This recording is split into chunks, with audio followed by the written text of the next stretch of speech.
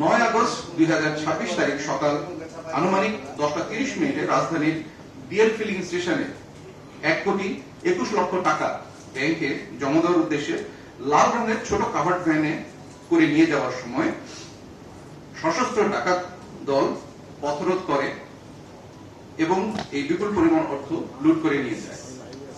ঘটনার পর র্যাবের নিবিড় গোয়েন্দা নজরদারিতে এই সম্ভবত ডাকাতির নেপথ্যের চমকপ্রদ সব তথ্য বেরিয়ে আসে। ডাকাত দলের সদস্য কাউসার গাড়িতে তেল উত্তোলনের কাজে ডিএল ফিলিং স্টেশনে আসা যাওয়ার সুবাদে সাপ্তাহিক একটি বড় অঙ্কের টাকা ব্যাংকের উদ্দেশ্যে নিয়ে যাওয়ার ব্যাপারে জানতে পারে। এই তথ্যটা সে জানতে পারে ওই ডিএল ফিলিং স্টেশনে যারা কাজ করে তাদেরই এক কর্মীর মাধ্যমে। পূর্বে কুমিল্লায় একটি স্বর্ণ ডাকাতির মামলায় জেলে থাকাকালীন 18টি মামলার আসামি ডাকাত হাকিমের সাথে কাউসারের পরিচয় হয়। হাকিম এই সময়টাতে জেলে থাকার কারণে তারা অপেক্ষা করতে থাকে। পরবর্তীতে হাকিম ডাকাত জামিনে মুক্তি পাওয়ার পরে তারা ডাকাতির যে পুরো পরিকল্পনাটা এই পরিকল্পনাটা তারা তৈরি করে। ঘটনার ঠিক এক সপ্তাহ আগে অর্থাৎ 2 আগস্ট 2026 তারিখে মূল পরিকল্পনাকারী হাকিম, তথ্য প্রদানকারী কাউসার এবং এই ডাকাতি বাস্তবায়নকারী জলিল মোল্লা একসাথে ডিএল ফিলিং স্টেশনে যায় এবং পুরো এলাকাটি নিখুঁতভাবে রেকি করে। মাঠ পর্যায়ে এই ডাকাতি বাস্তবায়নের জন্য হাকিম ও কাউসার ছাড়াও আরো 7 জন ডাকাত, যাদের মধ্যে 6 জন মোবাইলের মাধ্যমে ছোট লাল রঙের কাভার্ড ভ্যানে করে টাকা নিয়ে ফিলিং স্টেশন থেকে গাড়ি রওনা দিয়ে দিয়েছে। এই তথ্যটি তারা বাকি ডাকাত দলকে উনি জানিয়ে দেয়। পরবর্তীতে টাকা বহনকারী লাল রঙের এই ছোট কাভার্ড ভ্যানটি রাজধানীর বিমানবন্দর থানাধীন ক্রাউন প্লাজার সামনে পৌঁছানোর সাথে সাথে ডাকাত দল 3টি মোটরসাইকেলে করে তাদের গতিরোধ করে এবং তাদের কাছে থাকা অর্থ ছিনিয়ে নিয়ে দ্রুত ঘটনাস্থল থেকে পালিয়ে যায়। এই ঘটনায় ডাকাত দল 1,21,00,000 টাকা ডাকাতি করে। ডাকাতি সফল হওয়ার পর তারা নিজেদের মধ্যে এই টাকাগুলো ভাগ করে নেয়।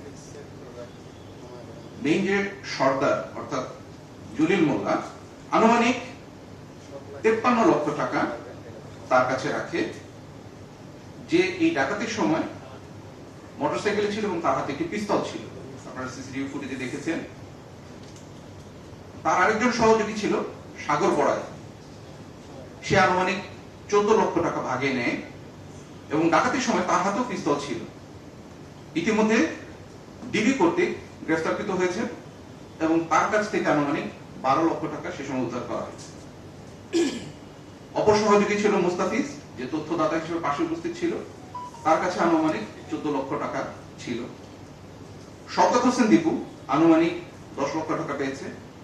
সোহেল আনুমানিক 10 লক্ষ টাকা পেয়েছে।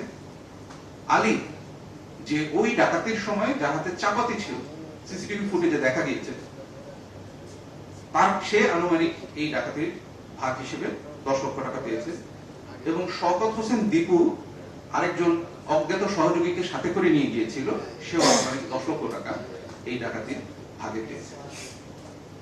উল্লেখ্য যে কাজটা গুছিয়ে দেওয়ার জন্য সোর্স হাকিম এবং কাউসার টাকার ভাগাভাগি জলিলের কাছে রাখা ছিল। এই হাকিম এবং কাউসারের যে টাকার ভাগটা, এটা আসলে জলিল আত্মগোপনে চলে যাওয়ার কারণে তাকে আর তাদেরকে পৌঁছে দিতে পারেনি। এখন আপনাদের অবগতির জন্য বলছি যে অর্থ সংক্রান্ত তথ্যগুলো আমরা জলিলের কাছ থেকে প্রাথমিক জিজ্ঞাসাবাদের মধ্যে পেয়েছি এবং পরবর্তীতে বিস্তারিত তথ্য পরিপূর্ণ তদন্তের মাধ্যমে তদন্তকারী যে কর্মকর্তা আছে তার কাছ থেকে জানা যাবে বলে আশা করছি। এবার আসি গ্রেফতার অভিযান এবং অস্ত্র উদ্ধারের বিষয়। ডাকাতির তদন্ত চলাকালীন পূর্বের 2টি মামলার অধিযাচনের ভিত্তিমূলে পরিকল্পনাকারী হাকিম ডাকাতকে গত 16 আগস্ট 2026 তারিখ দিবাগত রাত্রে গ্রেফতার করে র্যাব। তার বাসা থেকে 3টি বিদেশি পিস্তল, 3টি ম্যাগাজিন, 2 রাউন্ড গুলি, পুলিশের ব্যবহৃত 2টি হ্যান্ডকাপ এবং একটি ওয়্যারলেস সেট উদ্ধার করে র্যাব। তার দেওয়া তথ্যের ভিত্তিতে 17 আগস্ট সকালে উত্তরা থেকে কাউসারকে গ্রেফতার করা হয়। হাকিমের তথ্যের সূত্র ধরেই র্যাবের গোয়েন্দা কার্যক্রম কিন্তু অব্যাহত থাকে। অবশেষে 18 আগস্ট 2026 তারিখে দিবাগত রাতে রাঙামাটির কাপ্তাই এলাকা থেকে র্যাবের একটি বিশেষ আভিযানিক দল ডাকাত জলিলকে গ্রেফতার করতে সক্ষম হয়। গ্রেফতারকৃত জলিলের দেওয়া তথ্যের ভিত্তিতে আশুলিয়ার চারবাগ মধ্যপাড়া এলাকায় অভিযান পরিচালনা করা হয়। উক্ত স্থান হতে জলিলের কাছে থাকা 53 লক্ষ টাকার মধ্যে 48 লক্ষ টাকা উদ্ধার করা হয়। এছাড়াও প্রাথমিক জিজ্ঞাসাবাদে জলিল স্বীকার করেছে যে প্রায় 2.5 মাস আগে মতিঝিলে সংগঠিত 17 লক্ষ টাকার একটি ডলার ডাকাতির ঘটনা ঘটেছিল। সেই ঘটনাতেও সে এবং তার চক্র